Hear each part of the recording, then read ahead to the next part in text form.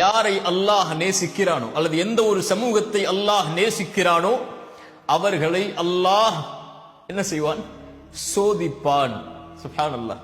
பாவிகளுக்கு மட்டும்தானே அல்லாஹ் சோதனையை கொடுக்க வேண்டும். ஏன் நல்லவர்களை அல்லாஹ் சோதிக்கிறான் என்றால், ஆதம் அலைஹிஸ்ஸலாம் முதற்கொண்டு அல்லாஹ்வுடைய தூதர் முஹம்மது ரசூலுல்லாஹ் ஸல்லல்லாஹு அலைஹி வஸல்லம் வரை எல்லா நபிமார்களையும் ரசூல்மார்களையும் அல்லாஹ் சோதித்திருக்கிறான். அல்லாஹ்வுடைய தூதர் சஃபாவுடைய மலையின் மேல் ஏறி அல்லாஹ்வுடைய தூதருடைய நபித்துவத்தை தொடங்கும் போதே எதிரிகள் சொன்னார்கள், தப்பன் லக்கயா முஹம்மத், முஹம்மதே உங்களுடைய கரம் அழியட்டும் என்று சோதனை ஆரம்பித்தது. தூதர் மரணிக்கக்கூடிய கடைசி தருவாய் சொன்னார்கள், உங்கள் இருவருக்கு கொடுக்கப்பட்ட நோயின் வேதனையை அல்லாஹ் எனக்கு கொடுத்திருக்கிறான் என்று. முன்பின் பாவங்கள் மன்னிக்கப்பட்ட அந்த நபியை ஏன் அல்லாஹ் நபித்துவத்துடைய எல்லா ஆண்டுகளிலும் சோதித்தான்?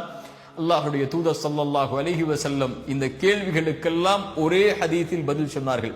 அல்லாஹ்வுடைய தூதர் ஸல்லல்லாஹு அலைஹி வஸல்லம் அவர்கள் சொன்னார்கள், இந்த பூமியிலேயே அதிகமாக சோதிக்கப்பட்டவர்கள் பாவிகள் என்று சொல்லவில்லை, நபிமார்கள்.